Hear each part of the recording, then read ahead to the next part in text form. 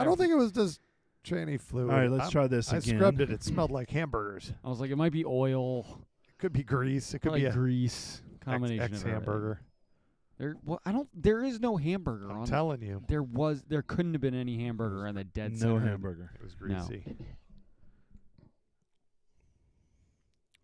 All right, we are live here with the G Live podcast. We're live. Take We're two. live. Take two. Sorry. We had technical difficulties trying to stream the YouTubes. It's YouTube's fault. Hey, we have a friend on. No, we have two. Probably. No, you're I one of meant them. the person in the other screen. Oh. Yeah, he is a friend, I guess. He's in the box. I guess. Wow. Okay. All right. Shit. He's in the box. He's in the box. Now we're joined by Eric Ammerman of TYRI Lighting and just my really, really good friend. So I'm 99% sure he actually has a profile on our website. No, he page. doesn't. His brother does. Are you sure? I thought I did too at one point. You did. I thought you did. Well, hello, Dave. Hello, Mike. Hello, Jason. If somebody should look that up. I am. But I don't think so. 'Cause this hasn't been updated in a long time. Oh, it's Lexi and Scott. Yeah. It's hilarious that picture still exists. The Which one one? of you under. The one of me under puddles. Yeah. Oh, gosh. I was out with an XJ over this past weekend. That just increases your chances of Bless that guy's poor XJ. Yeah. We did a true black-red ride, and it had an internal cage, so it was fine. Right. But he proceeded to blow out both taillights and both And rear windows. windows. I heard about the windows. It's all fun and games till glass disappears. And almost ripped the door off, the driver's side door. It was the whole bottom, quarter of it was torn up and out. And then the last Jeez. trail of the day, he put it up against a tree and it bent it all right back in. You should try that on that passenger side. No, that passenger side is long gone. You could just bang that right back in there. I was dropping into Balderdash, and first rock, just the whole entire door into the rock. Nice. I was like, oh, that's good. It was like that scene out of Ford versus Ferrari where he's like, the door won't close. Yeah. And he's like, that door won't stay shut. I think Eric froze. No, I didn't. Oh no. Nope, he's still there. I think we're still in the warm up, right? Yeah, Yeah. plenty of Yeah. warm up. We're good. Paying attention. Someone just asked me what my take on a 4xe drivetrain was. So I said, look, man, if you like parking outside and not charging it, that's the Jeep for you. That's the newest notice now. Oh, Yeah. I know. What's that? They If you advise Don't Right. park in your garage and if don't you charge have a it. 4xe, they advise you to park it outside and Away from buildings. away from buildings and structures and flammable objects, and do not charge it. Don't park it next to your box of rags. That sounds very intuitive. Do not plug it in. Let it just charge on its own. Oh, By osmosis. Which you will never do. osmosis. Which Solar Well, flares. it does have the new MagSafe charging. You just park it That's over right. a When you MagSafe pull out, it just like charging pops plate. off. Terry, you're onto something. Why isn't that a thing yet? Why isn't Dude, that a thing? You just pull on top of a big MagSafe charger. I looked, so I'm gonna go super nerd. And in college, I had that idea that Yeah. you could put the mag underneath the highways, and you would drive down the highway, and it Yeah. would charge your car. So you would have mile-long You strips. don't even need it to charge it. Use it to propel. Roller coasters already do it. I know. Well, and then they had that. Remember years ago, someone developed a section of road that was solar panels Yes. that also created energy. Oh yeah. Mm-hmm. Well, And- why can't you just plug in solar panels to the So vehicle? The problem with the road that was a solar panel is that Too it was expensive. it was a weight limit thing. Oh, yeah. It couldn't handle the tractor trailers. Yeah. The Tractor trailers running over it might not have been a problem, but the instant they apply brakes, It's that's when over. it becomes a problem. Yeah. Because I mean, you braking know, bumps. Yes. you know as well as I do, when an inertia is already going, It's fine. the weight isn't as much. Yes. But it's the instant you put on the brakes, or And it you know, settles. Yeah. or if you're Yeah. climbing a hill or descending, that's when it. Or if you don't swing wide enough. Or any of the definitely above. if you don't swing wide enough. I'll be honest. If we're being honest, like if it worked all correctly, the 4xe is not bad. It's fun to drive, Yeah. but Yeah. like it's got issues still. I don't think it's there yet. No. Well, hybrids in general, everything still has improvements. Toyota knocked it out of the park, I think. Like they seem to not have trouble. No, the Prius is in, right? Other than it's a Prius. Other than the fact that their batteries don't last more than 3 years. Yeah, they don't catch fire in your garage though. They do not. No. That I know. I haven't heard of that. But they've figured out how to recycle the cells, so it's gotten better with the Priuses. I'm not gonna hit the button and do the That's fine. record thing. So speaking about Priuses, I Yeah. want to take one of the Priuses motor and battery packs, and the guys are starting to do this. And Put it in the and buggy. put it into like a super lightweight, just chassis. Side Oh, to yeah. side, No, like a tube. just like a custom built tube chassis. Yep, Yeah. just rock lizard, real light, maybe like 1.5 inch, like DOM steel, like Yeah. super light. Yeah. Can we hook it up to like Sandrail remote style. control and just like it's like the biggest RC car Pretty ever? much. Yeah, I want to be able to like run it off an Xbox controller. Like watch this on.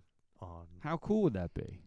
You have 2 joysticks, so you can move left Correct. and right. You got forward brake. Yeah. You can run it right down to see the Titanic too, Bill. Hell yeah! With my polycarbonate carbon fiber extra strong glass front. All right. give me 5 seconds of silence, and then I'll get us kicked off.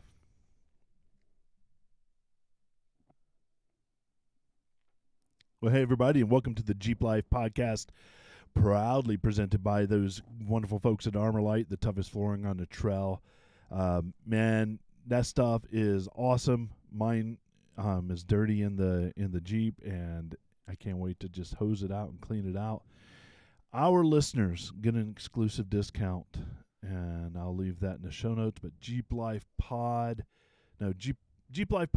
10 gets you 10% off of a complete Armorlight system. Can I interject on your Armorlight? Yeah, go for it.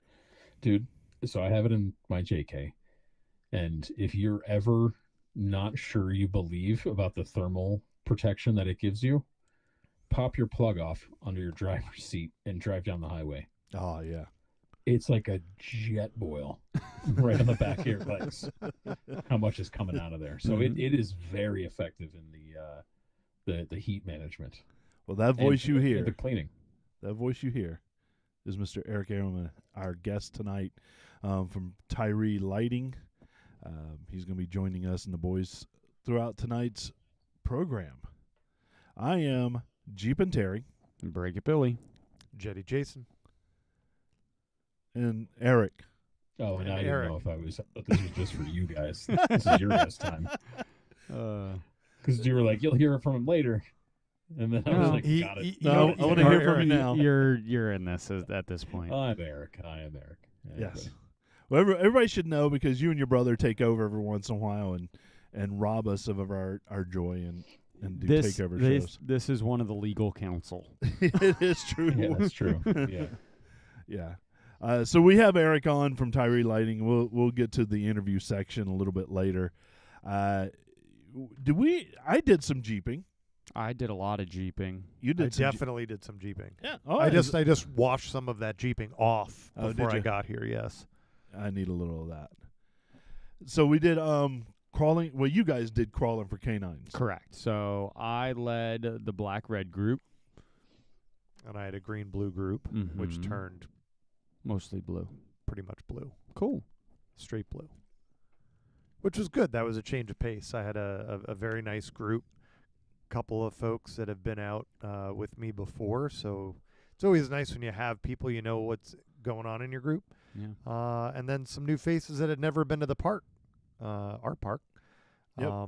So have that was been- cool. But have been out wheeling before. Yeah. Were Although they were, experienced.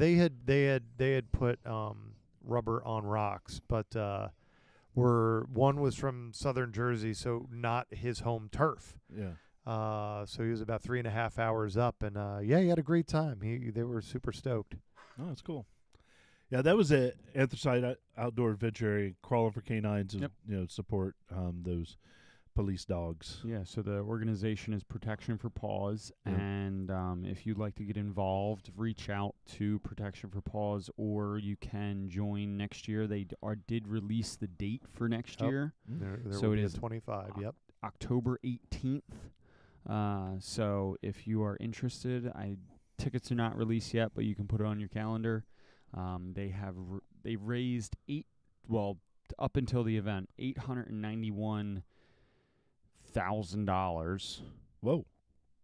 for canines, and I believe after the event and all totals, they added another like $21,000. I don't know if it was that Or if no. it totally Hold was on, there. I I thought it have was it. 15 and change, Okay. but I did think see Jason's that right. there was a But yeah, they final number. That's awesome. They had a really nice raffle. They had a lot of donations to help drive it. It was a smaller event than past. We talked about that in previous shows. $15,281.25. But they still made everybody that was there was very generous to try to help kind of bolster it, given that the numbers weren't quite what they had been in the past. We've talked about how some of the shows and some of the events have been pressured by various forces, for attendance. Yeah. But it was great. There was still a great turnout. I didn't think it was. It I felt think there was great. like 160. There was a lot of rigs. last minute. There was a lot of Yeah. last minute because I know in my group there was definitely at least 2 rigs that showed up at the last minute on my list in the That's last cool. week. Yep. So it was good. It was good. Yeah, I pulled up into the parking lot just to watch everybody pull out, and then Yeah, you were sleeping when we left. I wasn't in a hurry because I planned on not going out with you guys. Yep. and Right. kind of doing my own thing. For me, it was really all about a camping weekend and I hear ya. disconnecting and relaxing. Yeah.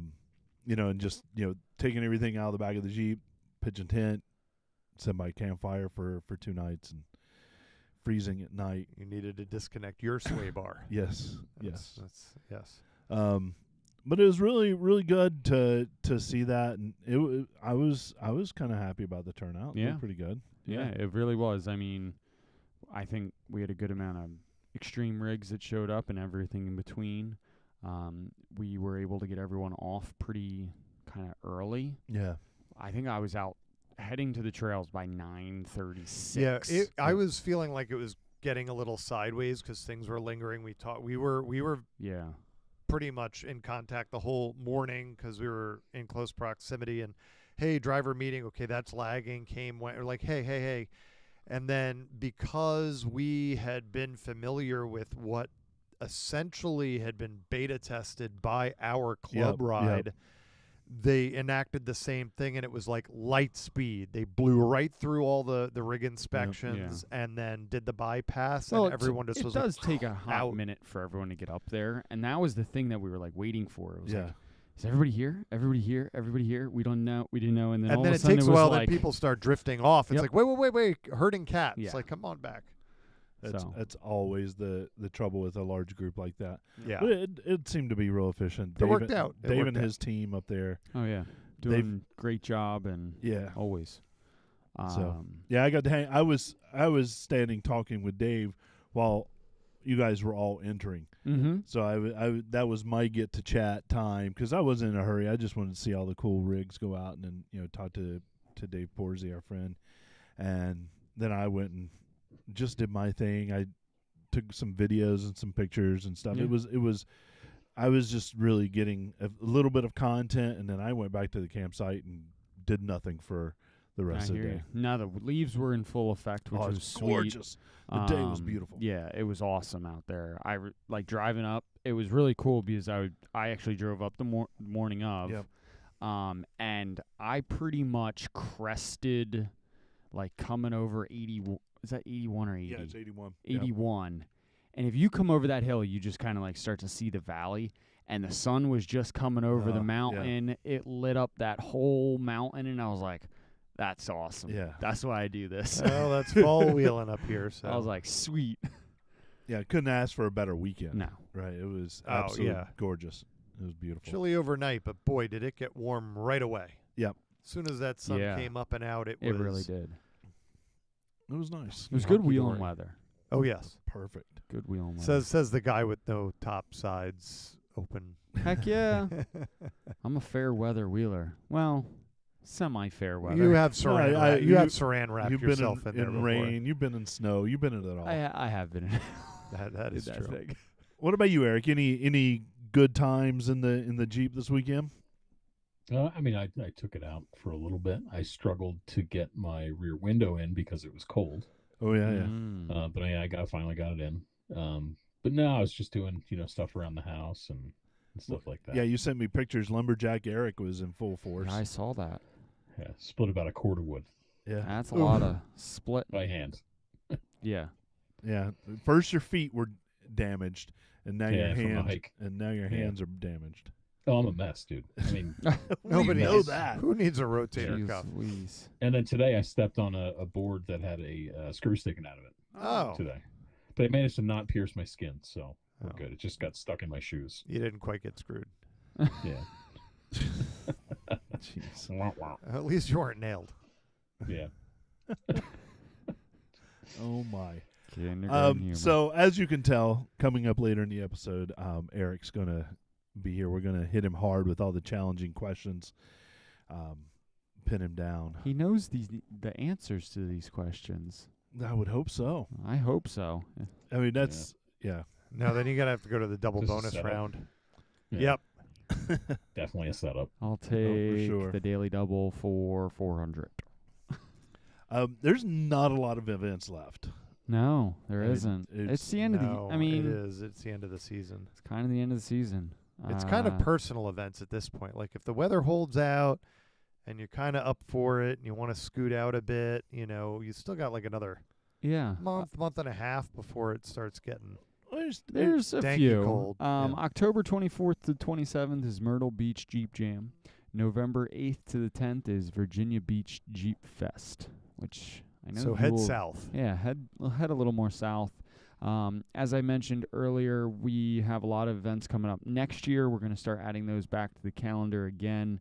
But Crawling for Canines is going to be October 18th, 2025.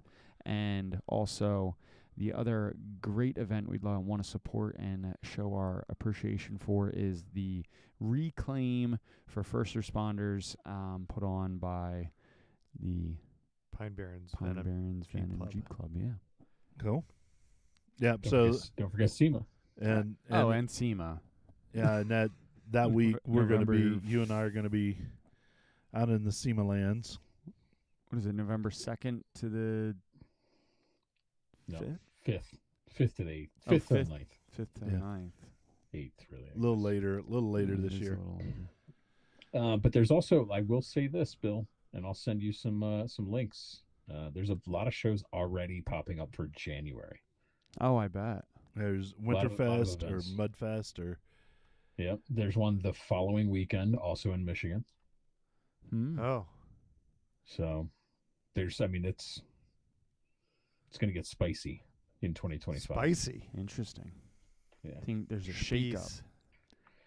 There's also the Ultra 4 race series is coming back. Oh yeah, you're to- like I'm super stoked about that. It's coming back vroom to PA. vroom. Well, it's been in PA. It was at Famous Reading Outdoor last year, but that wasn't a championship race. It'll be at Roush, right? So it'll be at Roush, and there's some. If you want to experience something, to have those cars go by you. I mean, you need to stand back, but those things going by you at whatever 60 miles an hour. going. Yeah. Just What's supposedly the they- date on that? Do they have the date yet? March 13th and 14th. It's a Friday, Saturday. Nice. I hope to make it to that. I think you should.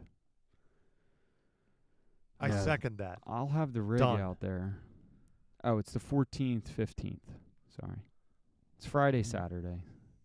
14th, 15th. Sounds like a good time. Put it on the calendar. For Heck sure. yeah. Rowdy Hanging out. times Rowdy times. with But rowdy rigs. So tonight we have in the studio via FaceTime Via technology. and technology. We've got Eric Ammerman from TYRI Lighting. Eric, how's it going, man? Good, man. It's going really good. Eric's been a long-time listener of the show, friend of the show, advisor All right, to the I gotta show. stop you right there. Eric, why don't we have stickers for the table? Oh yeah, Because I'm out of them, but I'll get you guys some Okay. after seeing. I'll give it Terry a whole stack when it's seen it. All right, now you can continue. Sorry. We have ones that you'll really like that say "Lights Before Lockers." Oh. Do they have glitter? I like things that are Don't. sparkly. That'd be good though. that would be good. I No, go ahead, Eric. was gonna say, hey, we do have a new website too, which I feel like I should tell you at the top of the show. It's TYRIoffroad.com. It's TYRI offroad.com. And I'll put that in a link to that in the show notes. I have it up right now on my page, and it's a good looking site, and I'm glad that you guys have that. Oh, look, if you hover over some of the lights, they turn on. That's right. That's right. They sure do. That's pretty smart there, Eric.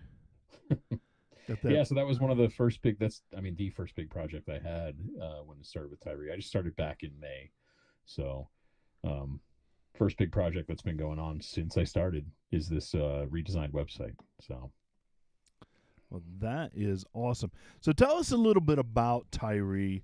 I know it's not the top of mind name light, if you will, but if everybody that knows TYRI lighting knows the quality and that goes into it. But give us a little backstory. Give us a little for sure. who's who. Yeah, so TYRI started back in the 90s, before LEDs existed. We've been in the lighting industry for a long time. Mostly we started in the mining and construction industries. So our background goes back to halogen lights on tractors and mine equipment and loaders and all that stuff. And as LEDs progressed, our owner Ken, got into LEDs and pushed that, and so we've been building lights. We're a tier 1 supplier for a lot of the big heavy equipment manufacturers, as well as Jeep and Ram. So any Stellantis brand, but we've been supplying lights that work harder than they would ever have to work wall mounted to a Jeep. Yep. So we build all our lights to that spec. And we test all our lights to that to the specs that the manufacturers want.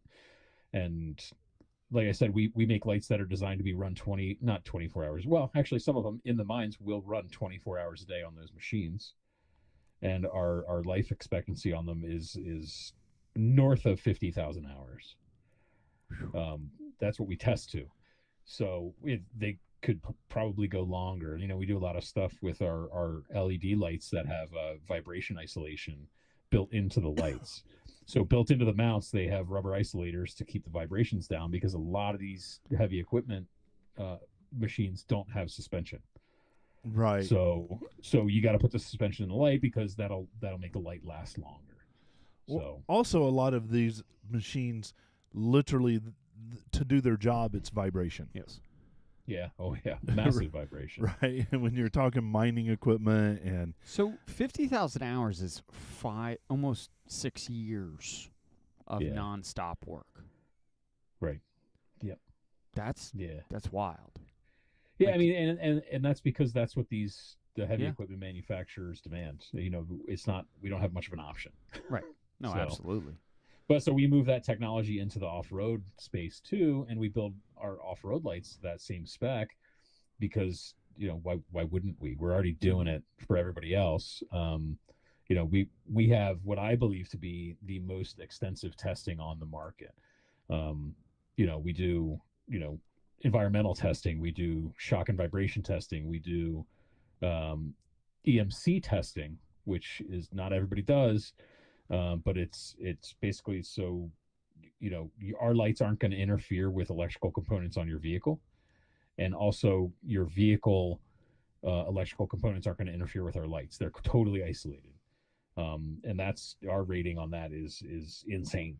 Like we've had a lot of use cases in other industries where a manufacturer came to us and said, "Hey, we're having this problem with our it was a harvester."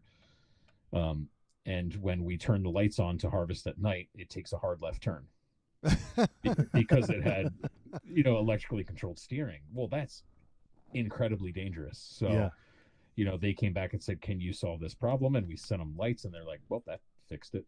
So now we supply to that company as well. Mm-hmm. Yeah. When you have instrumentation that is that sensitive, it's very important. Yeah. And we supply the military and law enforcement and stuff like that too, where they have sensitive communications devices that you can't interfere with. Yep. So how long has TYRI been doing off-road lighting? So I think we're in our seventh or eighth year of doing off-road specific lighting. And the way that came about is, our owner Ken looked into, some other avenues. He's a Jeeper and he's an enthusiast, so he kind of went like, he started putting them on his Jeep long before, right? Right. So he went and he started checking out SEMA and going to SEMA, and then did a booth at SEMA, and then Jeep approached us about wanting to test our lights and use them for their private label auxiliary lighting. So the Jeep Performance Parts lights are built by us in Wisconsin. All of our stuff's also built in the United States. And they tested out a lot of other competitors on the market, and we were the only ones that passed their specifications. Yeah. So we started in that world, private labeling for these other, again, OEM stuff, right? We've been doing that for 30 years. So we know how to work in that world. We also supply to people like AEV, and there's some others that we do as well. Yeah, so I mean, going back to a tier 1 supplier means that you pass a lot of certain criteria that these manufacturers look at. So usually some of these, things is like your dual sourcing components. You're making sure that you always have supply, your quality control, you're running PPAPs, DFEMAs, you have extensive engineering sources behind these lights, you have teams, guys, support, and redundancy. Right, absolutely. It's not just some willy-nilly guy over in, China whipping these things together and slapping silicone and this, that, and the other thing, and it's a light. Yeah, it's a light, but there is a significant difference. Right. Yeah, so, a lot more goes into it. I mean, we literally test our line in Wisconsin at the end of every production line. There is a table. They all get plugged in. They all get tested. They're dropped onto a table that analyzes the light to make sure it's correct before it goes in the box. We're very serious about that. We want our quality to be, the best in the industry. And like you said, Bill, those OEMs, they give you the specs that they want to test to. Right. And if you don't want to play their games, you don't want to, then you're not going to be in business with them. And that's okay. And they're very polite, and they'll say, "Okay, thank you very much," and don't contact us again. But we've always exceeded those expectations. Right. So. Right. Absolutely. And that says something. So, and that's where TYRI excels, and that's kind of background story of where you guys kind of came from, is supplying to other industries, and now you just want to bring it. We take 30 years of engineering, and we're putting them into lights that work. Then they work hard. They're very industrial looking. I'm not going to lie. I think that our new light bars actually have turned a corner, and there's a very sharp looking light. But for years we've been very industrial looking because we make work lights that work. But that's where we spend our engineering time and money and design time, is to make them work. So, I mean, from an engineering perspective, there are features in your lights that are like kind of engineered to be able to take the abuse. Those big knobby corners are meant to get bashed by rocks and get bashed by, falling objects in a mine or on a rock truck that all of a sudden it's like, oh, and these guys need these to see at night to Right. perform jobs. If the light goes out, it's a problem. Right, and these... Well, they have to tag out that equipment. Correct, and down equipment's down money, and... Yeah. We don't want to be the ones responsible Right. for a mine truck that's costing some miner like $1 million a day. We're not going to be the ones responsible for that. Absolutely. So blow a tire, that's fine. Yeah, exactly. But yeah, so we put a lot into it, and our lights have massive. I know you guys have seen them up close, and they have massive heat sinks on them. And again, that's because of our history in mining and construction. We mount these lights to equipment that doesn't move, or maybe it moves 2 miles an hour at most. So you have to have that heat dissipation because, as all you guys know, the biggest number one problem with electronics, or the biggest cause of failure, is heat. Right. So if you're not cooling those down properly, you're going to have all sorts of problems. And also it's going to affect your output too. Well, LEDs don't produce forward-facing heat per se, because the light You're sinking it off the doesn't, junction out the back. Yeah. Yeah, but all the electronics and the PCBs and everything are what generates that. And we put out quite a bit of forward-facing heat too, though. Do you? Yes. Yeah. When you're producing that much amount of lumens, there is light is There's a a lot form of energy dissipation. and, Oh, sure. But that's usually what you spot. In any category of LED, that's what separates the inexpensive from the expensive. Even if you go search stuff up, I recently had another type of LED fixture, and I got two. One was inexpensive and one was more. I'm like, maybe, I don't know. Let's see.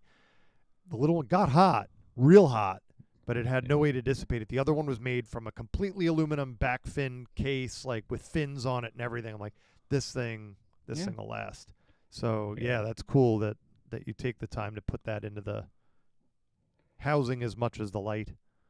Yeah, and I mean, and you can get an inexpensive light, but for me, if lights are there, it's like a winch, right? It when you need them, you need them, right? And if they don't turn on, it doesn't matter how cool they look when they're off. If they're not running, you've got a problem. So, and it's a safety concern. And you can't show them off at the mall parking lot. That's right. That's right. These are the coolest lights. Just imagine if they turned on. So most Jeep enthusiasts never push their vehicles to the limit, but the three of us around the table do, and of course Eric does with Overkill. Talk to us about some of the ways that TYRI lights stand up to the rugged conditions off road, and a lot of that comes from the history of the larger vehicles. Yeah, I mean, again, it comes back to our testing. I mentioned all the vibration testing. We have shake tables, but truly, you've got, and I'm not saying our lights are inexpensive, because they're certainly not. But you can I've bashed mine. I put mine into a wall in Moab, and it still works perfectly after the fact. And again, we're all enthusiasts too, so we're out there testing them. We had our new light bars, the Hyperion series light bars. We had those on vehicles. We've had them on vehicles for over a year, just testing them. Nice. And before we really brought them to market, SEMA is the first place people are really seeing it. Smoky Mountain, you could buy them, and we were showing them there, but the 48-inch was a pre-order. We want our lights to work, and we also will pretty much support our lights for as long as you own them. And if someone called us and said, "Hey, I bought this Jeep and it has TYRI lights on it, and something happened to one of them," we're going to take care of that guy too.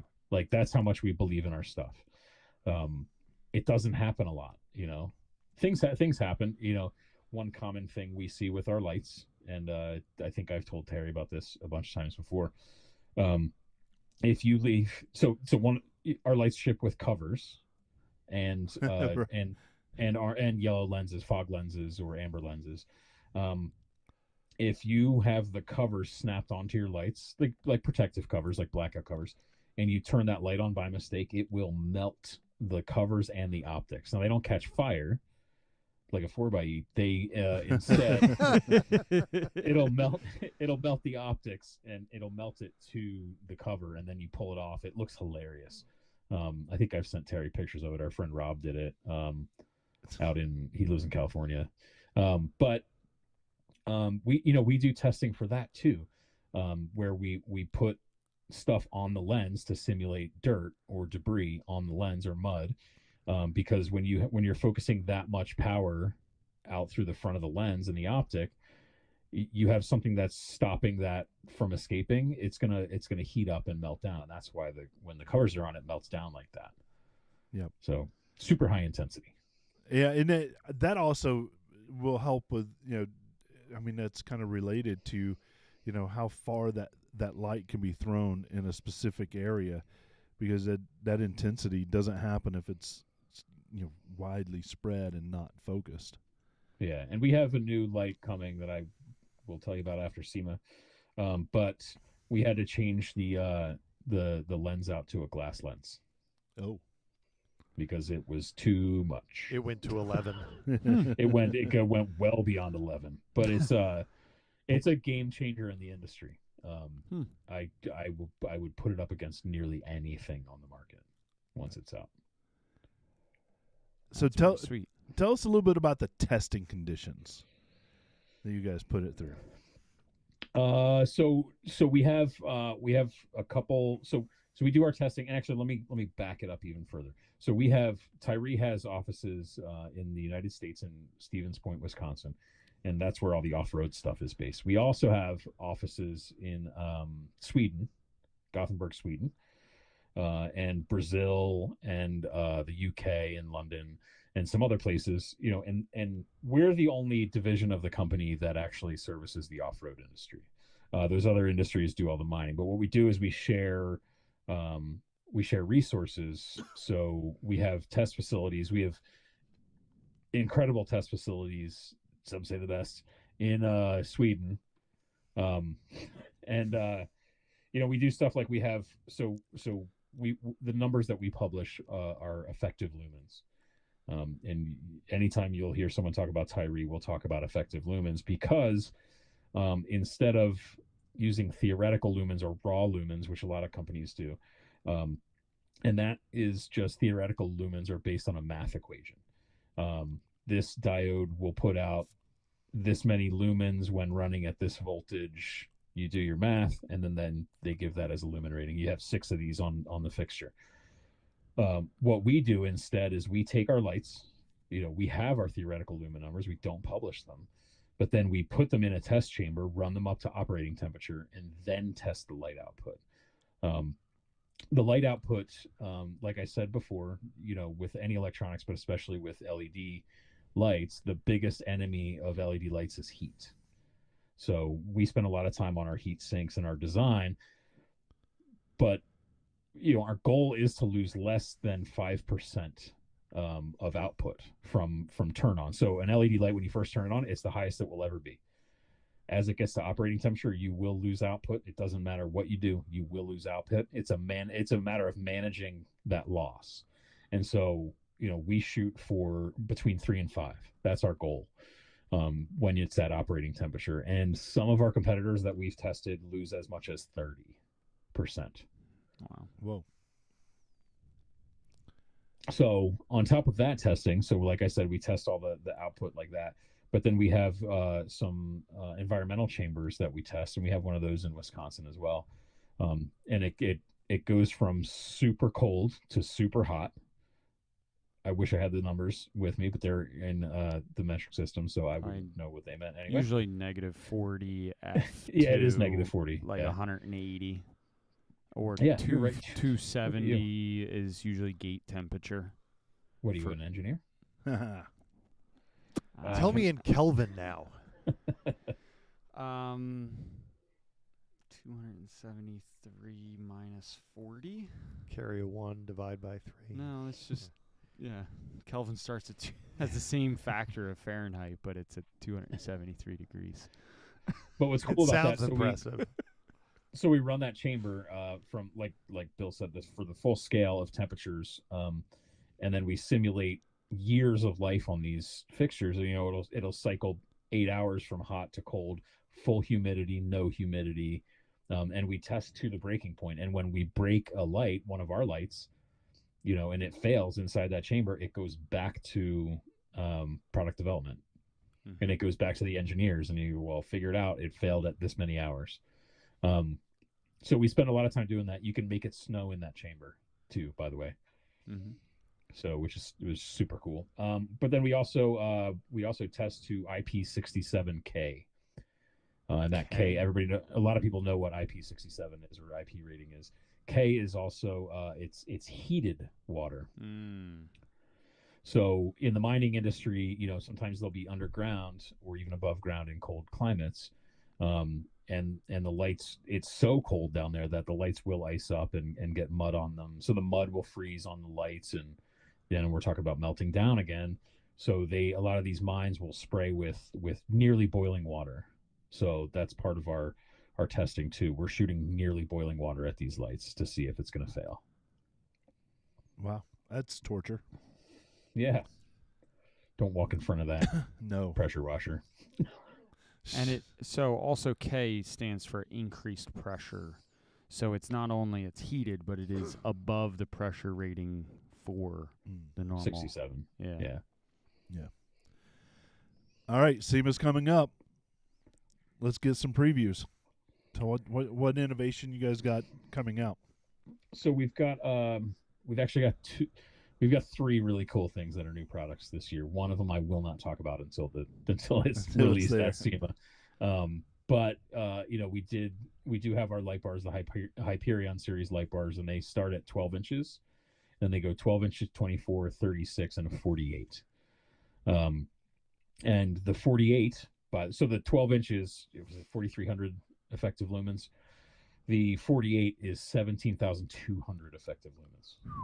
It can melt a grilled cheese from across a field. Dude, it's unbelievable. So I'm actually putting one on Overkill, and then we're going to get some drone footage of it from above so people can see how really much it does. But we were around in Prichett Canyon this past year doing a rescue mission of our friend Mike from RevKit, and we had our friends from Adventure Further, Scott and Ashley. Scott came out with his what I call the farm truck, but it's really called Rocky, and he had the 48 inch, and I mean he just lit up the valley right before where Mike broke his oil pan. So it's they're awesome, and you know, and again, we include with those light bars, you're going to get the yellow lenses, the fog lenses for all of the bars. So it's essentially a 12-inch bar that's linked together to make up the 48. So you've got four sections there. You'll get all the yellow lenses with new bezels and new screws for every section. So you could run all yellow if you wanted to. You could run all white if you wanted to. A lot of people are running yellow on the outside, white in the middle. So you get that, you know, for fog and dust and debris. The yellow is great, and snow and rain and all that stuff. Can you individually control them? Absolutely. Yeah. So there's 4 inputs? There are 4. Yeah. So it's you know, you've got four 2-pin Deutsch connectors on the back of it. So in the future, we will be including two wiring harnesses it's essentially 2 dual lead wiring harnesses. So you can double switch them, but they're relayed harnesses. So we'll have instructions in there for how to wire it. So if you want to just run everything off one switch, you can do that pretty easily. Nice. So it's an unbelievable light bar. And I will say this, it does not whistle. Oh, there you go. That's the killer question. There you go. Yeah. And I'll tell you, if you'd like to know the nerdy reason why, I will absolutely tell you right now. Well, let's hear Yes. Yeah, so we have, hold on. Thought I had one near my desk, and I don't. But so on a lot of the light bars that are out on the market, the heat sinks are kind of an afterthought, right? And if you hold the light bar and you look at it, the lens, you'll have the heat sinks will be parallel to the lens. And so basically it looks like a heat sink, but it doesn't work like a heat sink, because when you're moving down the road, the wind will just blow over the top of that gap and it'll just make that whistle sound. That's what it comes from the heat sinks. Yep. Mm-hmm. So our heat sinks actually run perpendicular to the lens. So you have the lens and then you have the heat sinks like this, and it actually draws the air down into behind the light and cools off the printed circuit board and all the optics and stuff like that. So our heat sinks are actually designed to be heat sinks rather than a thing that's there. A fin. Use some milled aluminum. You know what I mean? Yeah. Decorative outcroppings. Yeah. And so I mentioned printed circuit boards, and I'm just like data dumping all over you guys right now, so I apologize. But we also produce our own printed circuit boards. You know, we have a facility in Sweden where we make our own printed circuit boards in-house. So we're not sourcing them from any other countries or any other areas. That's all done in-house. So when we need to make a change to a printed circuit board, it's a lot quicker for us to change it over and to design it rather than wait for design concepts to come back and send schematics and all that stuff. And again, we're kind of supply chain proofing ourselves. Yes. Mm-hmm. So that's the one cool thing that's coming from SEMA. Then there are some of those that are out on the road already. People are already buying them. The other cool one is, and you know, we've talked about how expensive TYRI lights are, and you know, we kind of wanted a dual product strategy where we go like, yes, we have our premium lights that are designed, they're overkill for the Jeep market, right? But we need something that's a little more cost-wise entry level. And this was actually, we worked on a project with one of our heavy equipment manufacturers where they said, yeah, we want to run a light like this, but it's too expensive to put it on as many machines as we're going to put it on. So what we did is we made a lower cost light. We figured out how to save some money in the production so we could offer it at a much lower cost. It's still made in Wisconsin. It's still up to TYRI standards. It's still tested to the same standards as the other ones. It's just we found a way to source less expensive materials that go into it, but it'll still outlast your Jeep, right? And it's going to be an LED light that is very competitive in the market as far as output, but it's well below the cost of some of these other ones. So you're able to do a cost takeout without really sacrificing too much of the quality proposition.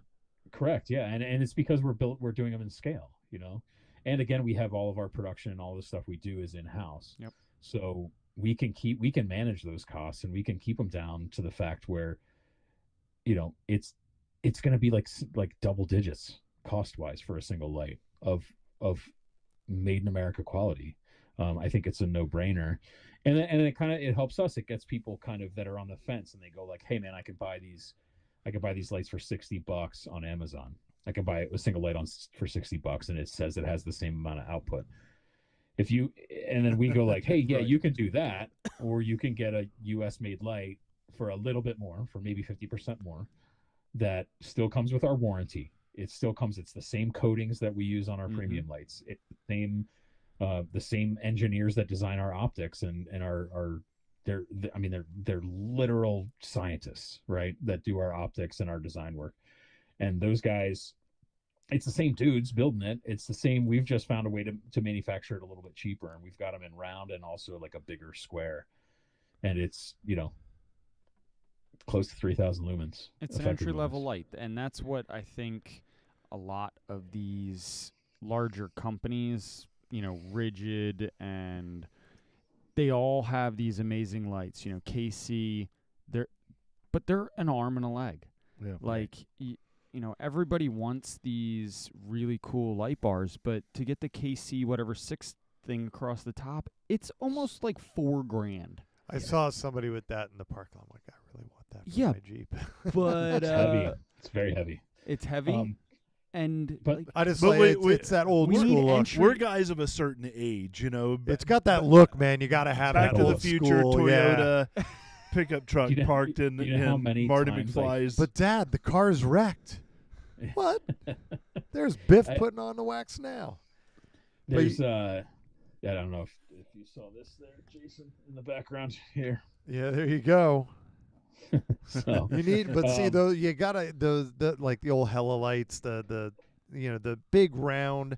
And I looked at the product line. You've got some that look like that. oh yeah, oh we do. But are there any mounts that you have that can bar it up, or would that be a Stay custom setup? tuned. Ooh, Remember, Um, I remember like what they're. I like putting the ball on the tee. And Yeah. So- So that's a question we get at every single event we attend. well, then Is count that, me like- count me another one. So Jason, Yeah. here's the age-old question: what came first, the chicken or the egg? What came first, the light or the bracket? In this case, the light. Yeah, we already had the lights, so we're working on the brackets. Awesome. And what's so it's cool. Yeah, when we have a 7-inch round light that is it puts out 8,000 effective lumens per light. Just one right in the middle of Just your hood. one of Just one. we have on some of the TYRI Jeeps we have 3 of them in the center, like in a hoop right up on the bumper. So we have 2 that are kind of aimed out a little bit, and then one that's aimed dead center. And it's like 24,000 lumens on your bumper. It's insane. I mean, it's like daylight bright. But yeah, so we're working on some stuff like that. It's And by melt, the way, it's melt the retinas of the person. I was gonna in say, front of I you don't need my through their retinas. mirror. It's like Yeah, the you guys guy saw it when the Don guy had that you one. flick when they've got their, how they got their high beams on, you go flick flick and Yep. they don't get the hint. Uh, Flick flick. Okay. Red button. Their car Just vaporizes. light up the. But yeah, so in another with price point, you guys talked about light bar price points earlier. I will mention that our 48-inch light bar is just over $1,300. Right. And And I you think get that's all But that it's a stuff with it. solidly built piece of equipment. That's a fair price. It's I- half of some competitors. yeah, I think that is a reasonable price. Absolutely. So, And it's low profile. It's not like that big double row. And it doesn't whistle. LCDs. and it doesn't It whistle. doesn't whistle. All right. And it looks mean. So And it has effective technology in it, not just it's Yep. Whatever. So our listeners, they're just getting into off-roading, or they've been in off-roading for a long time.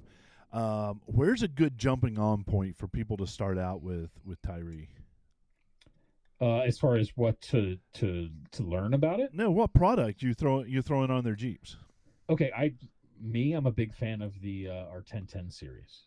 Yeah. The 1010 it's 4,600 E lumens per, and those I had those on. That's what I had on in Moab, Yeah. Terry, when you saw it the first time. It's a great entry level. You're gonna want more, but it's like really good. It's a lot of light, but once you start using effective lighting, that's optically designed and does what it's intended to do, then you start going like, okay, well now I want this light to do this. And we actually have another, if you want to dip your toe in for a very reasonable price, we have what's called the 0606, which is a very small, it's like an inch and a half maybe, small light, and I use them for ditch lights and rock lights. We're working with Gatekeeper Off-Road, and so I'm going to put the steerable knuckle lights on there too. So Oh, that'll be cool. yeah, and it's a small. I mean, they don't put out nearly as much, but they're cool, man. They're we've got them in diffuse, which we didn't even talk about diffuse lighting yet, Terry. I saw that in the product list. I was like, okay, there's a purpose that you have a whole product line like this. Yeah. Diffuse lighting, I think, is kind of a thing that really sets us apart from a lot of the competition. And so when I say diffuse light, what I mean by that is, hang on a second, I'm pulling something up so I have some reference information for you. I apologize. The diffuse lighting is super great for rock lighting and for camp lighting. It's a fully diffused lens, so it puts out light almost 180 degrees from the lens. I mean, you can put your hand next to it and you can see what's going on. But the other cool thing about it is that it doesn't hotspot. So now, if you've ever seen work lights, or I mean any light in the industry really is they'll have a hot spot in the center where the light is focused, and then it kind of fades out as it gets away from the center. Well, with a fully diffused lens, it doesn't put out as much power, but what it does is it's a usable light. You can look right at it, It's great for camping. You can look right at the light or rock lights, and it doesn't have that hot spot in the center. It doesn't cause eye fatigue as much. Right. And it's just a more usable light. And we have a bunch of different colors. We have I'm not going to say a bunch of different colors. We have primarily in diffused, we have amber, we have white. We do have some reds and some blues that we use for emergency vehicles and material handling stuff. And we'll sell them to you if you want them. But the two that are most popular for off-road and for overlanding are for sure the white and the amber. The amber doesn't attract bugs quite as much when you're camping, which is nice. Oh, that's nice. But yeah, so the diffused 0606 has put out 500 lumens piece, which again, not a lot, but it's very usable light. And then we have what's called a VL4 bar. That's like a little 4-inch light bar that does the same thing. So it's 600 lumens. Nice. So I highly suggest those as a starting point. They're great for, like I said, ditch lights or rock lights. Look, the holiday season is just right around the corner. It really Right is. around the corner. Right. You think I won't give you guys a discount code for Jeep Life? Because I will. You will. Heck yeah. Absolutely. I love it. You got that now, or we're gonna- we're gonna- Super Light Bar 100% discount. Jeep Life 15? I bet if you Jeep Life buy 50. enough light bars from them and enough Yeah. product, they may throw something in, like a Yes. sticker. Oh, dude, for sure. Like I'll come install them at your house, but Oh, see, All right. the lights are inexpensive. Getting Eric to install them, well, that's really where the value kicks in. well, that is priceless. But yeah, so we've got lens patterns. Like I said, we've got spot patterns, we've got flood patterns, we've got fog patterns it's a medium asymmetric light pattern. So it's got a bit of a cutoff, but it's really good for fog lights. Now, are those We have different? Are those different housings, or is that just interchangeable It's the lens. lenses? It's the lenses. So a lot of our our round lights and the ones that are kind of square but still kind of round looking, the ones that I run on my Jeep. Like I said, they ship with a new O-ring, new screws, new lenses, with the white or the amber. So you get it all with the purchase. So yes, it's more money, but you're getting, two sets of two lenses, O-rings, screws, covers, and all that stuff. We don't have the covers aren't done yet for the light bars, but we will have them. People have been asking because they live in places where you need to have them covered. By the way, I live in one of those places. Never been stopped for that, but I'm not saying it couldn't happen. It could happen, but yeah. So I've It could happen. I've had a place turn me away that I won't pass inspection. Mm. It wasn't so much like being pulled over for it as I went to go get it inspected, and they're like, "You got to Yeah. cover your light bar," and I'm like, "What?" And they're like, That's why I keep them in. That's why I keep Right. them around the covers. "Yeah, We also have, and this might be interesting to a lot of people that have a JL or a JK with a Rubicon steel bumper. We have a light bar that's integrated into the hoop. So it's a light hoop like a grill guard, but the light bar is integrated into it. So it's that VL12 light bar, or I'm sorry, the V12 light bar, which is 4,300 effective lumens, and it's really slick. It's built into the bar. So it's not a bar hanging off of a bar, a light bar hanging off of a bar and stuff like that. So we have those for the JL Rubicon steel front bumpers, where the JK one is almost done. But yeah, that's another good one. We've been making those for Jeep for many years. So we changed it. We changed the design to make it sit up a little bit higher than the Jeep one. So you could actually hang lights underneath it too. Or if you have lights you want to mount on the bumper up, from the bumper, you just pack more lights in. That's what we're about. A lot of lights, That's guys. right. All lights. All the lights. Don't be afraid of the dark, Terry. All light, all the time. Well, that's why I have lights on my Jeep, so I don't have to be afraid of the dark. mm-hmm. That's right. So your Jeep is pretty spectacular. We've talked about it here on the show before, Overkill. But other than Overkill, what's your favorite build out there that's outfitted with TYRI lights? Man, there's a bunch of good ones. I'm trying to figure out who you're going to piss off most by not It's naming them. I know one of them's listening, so it's probably Nick's is my favorite. His new He just wants to know where American. the jacket came from. That's all. Well, we Oh, when the sweatshirt. yeah, Yeah, that's unofficial use only. yeah. Yeah. Man, Greg's got some fun stuff coming up for SEMA. Does by he? the way. I can't wait. He's gonna. You guys have seen Dumb and Dumber, right? Yeah. He's riding a moped to SEMA. He's riding 100 ruckus to SEMA. The best is Michigan. you and him, on the back of the quad, on the trailer driving. Oh yeah, the little race mower. Yeah. Yeah. But yeah, no, there's some cool Jeeps out there that we have TYRI lights on. I mean, all joking aside, Nick just got a beautiful AMW 707 conversion Gladiator. Yeah, I saw that guy in Tennessee. Yeah, you saw it before he Yeah. even took delivery of it. Yeah. And in fact, I think you and I saw it before he saw it in person. Probably so. But again, like I said, Adventure Further, Scott and Ashley have some unbelievable rigs that they build out in Wisconsin, and we've been working with them for a long time.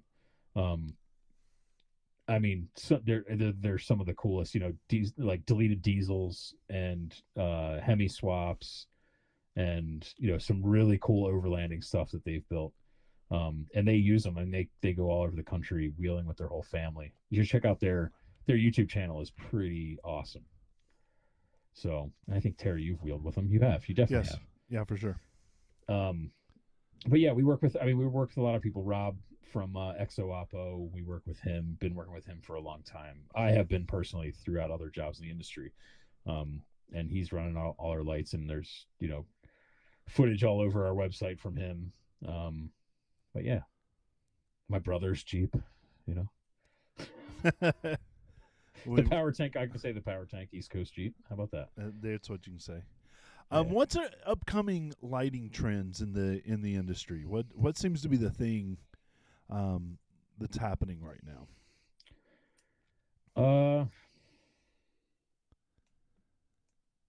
There's a lot of RGBs out there, which isn't my thing, and isn't the TYRI thing. But I don't know. I think people are actually getting are becoming more informed about LED lighting. The consumer is more informed than they were 10 years ago. 10 years ago, kind of when the LED light bar thing really kicked off, is people just wanted a light bar and they threw it up there and they rarely turned it on.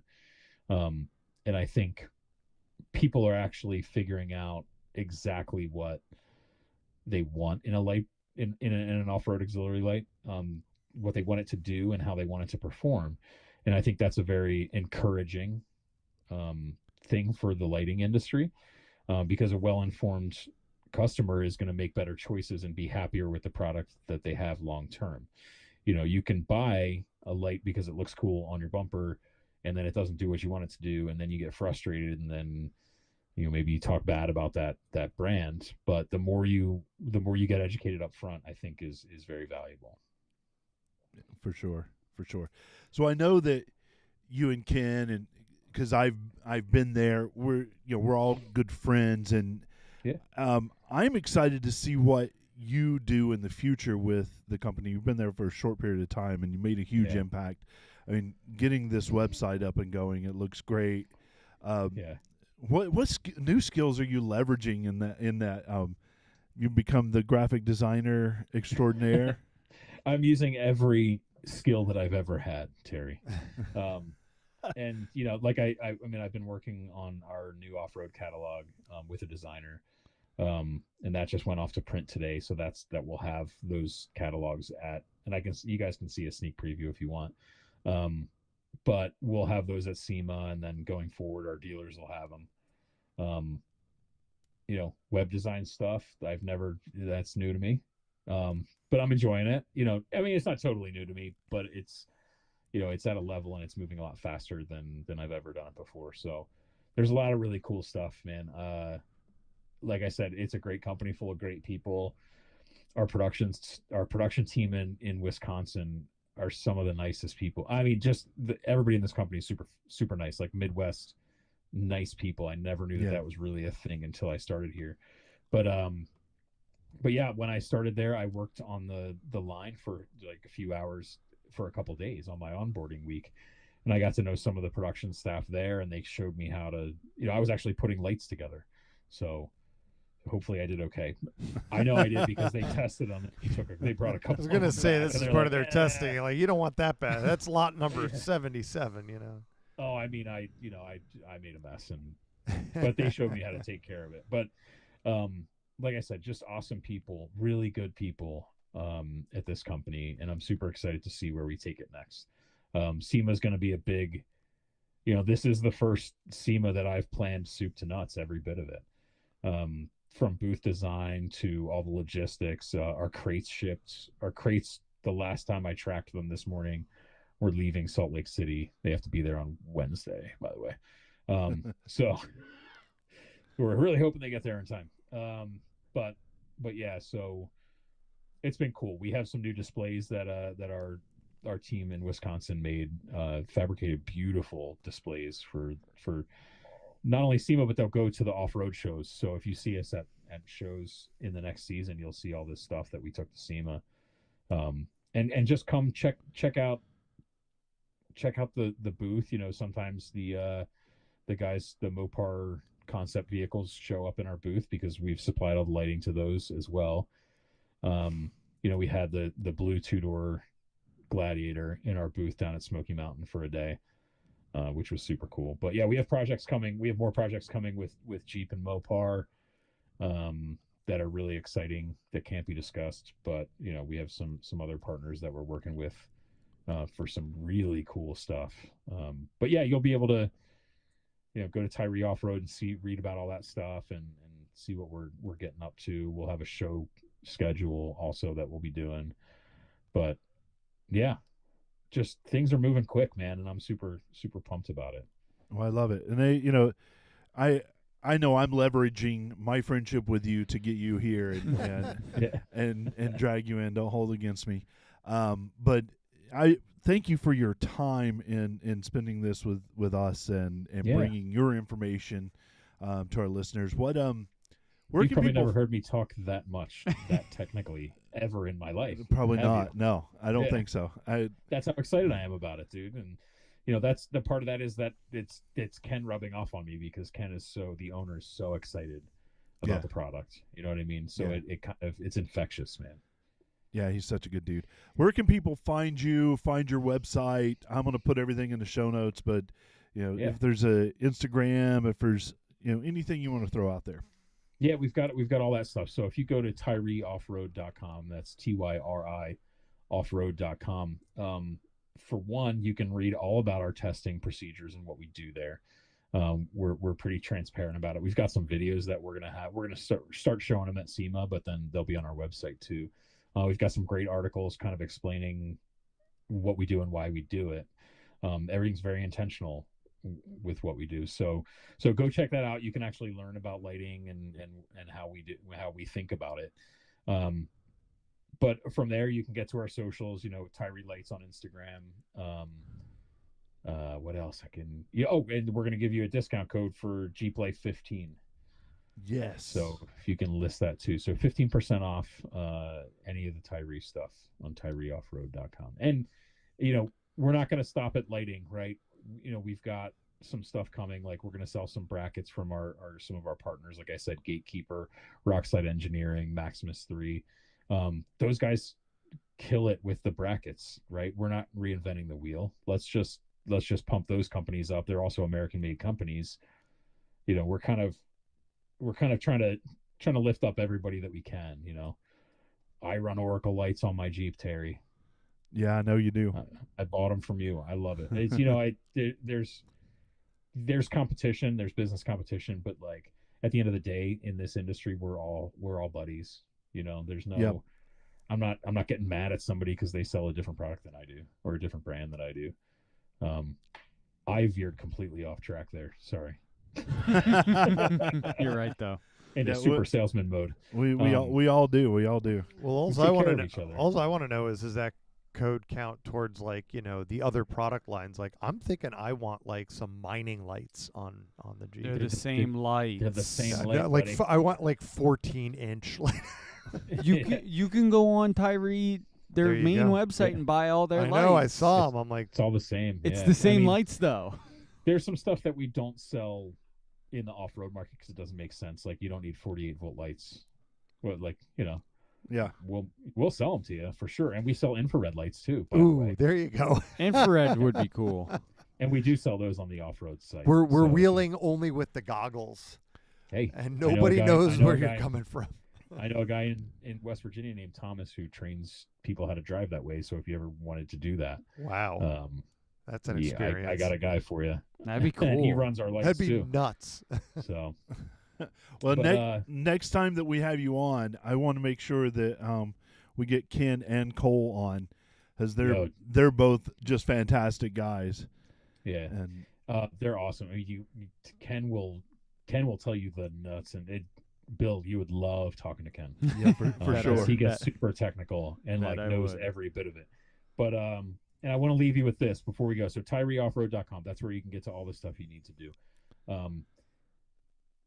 Cole actually said this at Smoky Mountain to a customer, and I thought it was the coolest way to explain TYRI, right? Yeah. When you're a kid and you've got, your first Jeep or your first, your go-kart or whatever, and you're like, I need some lights for this thing. Allegedly, people might go and find construction equipment parked on the side of a project and steal the lights off of those and put them on their Jeeps, right? Their CJs. Well, we're just doing that at larger scale. It's the same concept. We're stealing them off the loaders and we're putting them right onto our Jeeps. That's So- awesome. So go back and be a kid, but now buy Yeah. them and don't go to jail for it. Go buy some loader lights. Absolutely. Well, Eric, man, I can't tell you how much I appreciate you coming on, spending your Monday night with us. Yeah, thanks for having me. I love talking to you. You're my homies. You know what I mean? I'll Yeah, man. always talk to you in whatever format we need to. Whatever we need to, Yeah. no matter what time of day, too. Topic, it doesn't matter. We'll talk. No. We'll talk whatever. Talk hot dogs if you want. We need some hot dogs soon. We need a Wiener Fest. Yeah.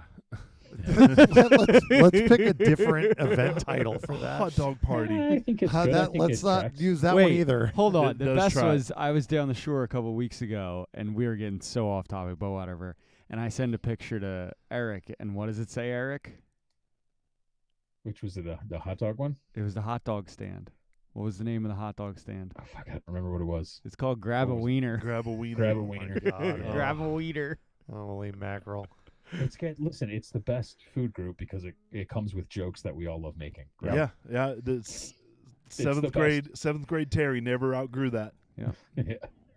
Oh my God. Terry, I don't know if I sent it to you. Frank, from our former employer. Yes. He sent me a link to a Nashville hot chicken hot. Oh dog. yeah, you did send that to me. Oh, that's just putting my food groups together right That there. sounds really Dude. good. I Breaded love and it. fried hot dogs. with Oh, Nashville Nick's. seasoning. Yeah. Somebody's clean shaven lately. I love it. Eric, thanks a bunch. Everybody knows how to get in touch with us. Everybody knows where we're going to be. Just tell a friend. That's all we ask. Write us a review. Do whatever you want to do. I'm going to kick out of here. I'm beat, and I know that we got a long week ahead of us getting ready for that event out in Vegas. So for Breaking Billy, Jetty Jason, and Eric from TYRI Lighting, here's a big Jeep wave to you, everybody. Have a good night.